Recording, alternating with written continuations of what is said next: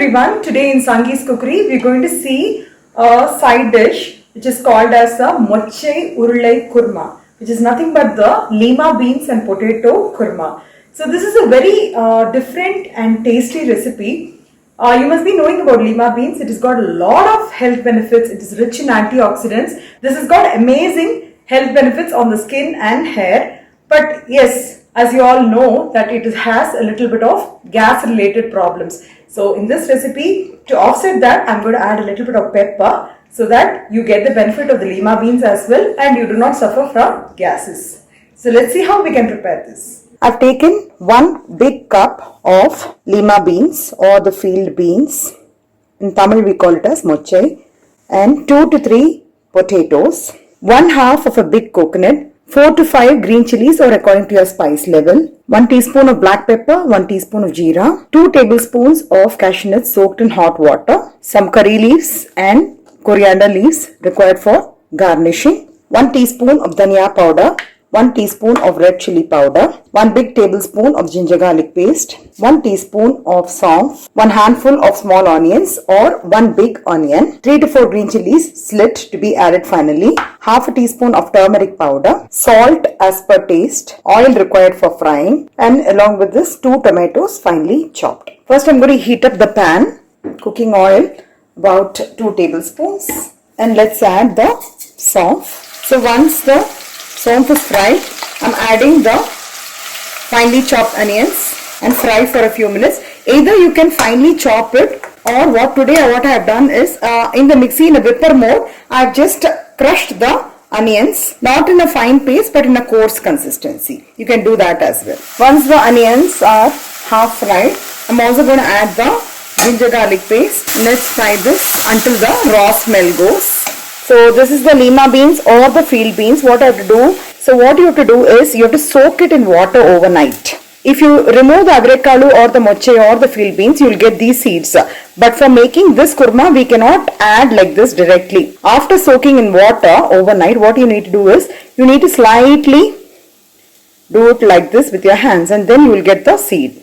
See, you can see the skin has come out. So slightly you can see the seed coming out of the skin like this. I'll show you another one.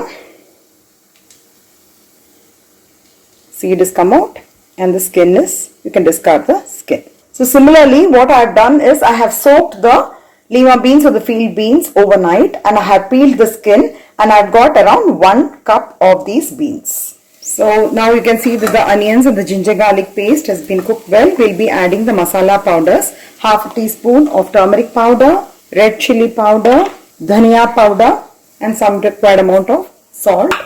And let's fry this for a few minutes. So it's been about 2 to 3 minutes. I'm just going to fry the tomatoes as well. Let's fry the tomatoes for a few minutes. I'm just going to add about a tablespoon of water, and I'm just going to cook this until the tomatoes become soft and juicy.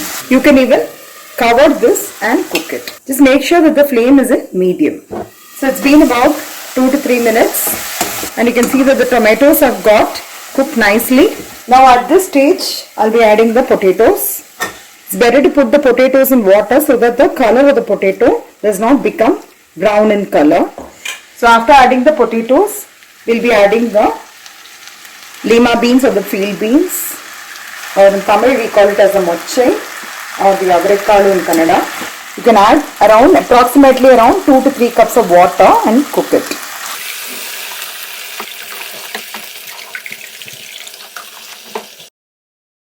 At this stage you can check for salt, and if it is required you can add the salt accordingly. Just going to close it and cook for a few minutes. I'm taking another pan and adding a teaspoon of oil, and let's fry the coconut, cashews, pepper, jeera, and the green chilies. So you need to fry this on medium flame. So once the coconut turns into a light brown in color, I'm going to switch off the gas, and I'm going to allow this to cool before I transfer to the mixie jar. And by adding a little water, I'm going to grind this into a smooth paste. Now you can see that the potatoes and the lima beans have been cooked nicely. At this stage, I'm just going to add the ground paste.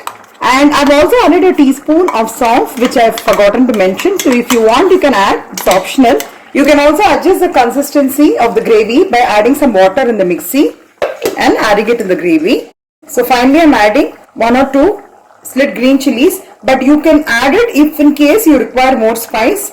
Mix it up nicely and let it boil for a few more minutes. You can cover this and cook for a few minutes. So now finally you can see that the kurma has come to a nice thick consistency. You can even test the texture by pressing it, it will get smashed. So you know that it's got cooked.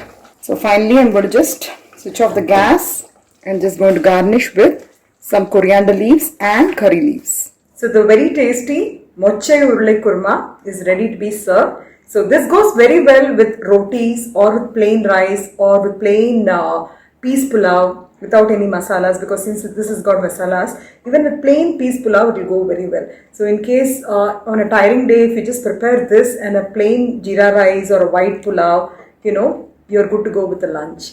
I hope you'll all try out this recipe, and if you're watching my channel for the first time, I would request you all to like, share and subscribe to my channel to know about more further interesting recipes which is being made by me.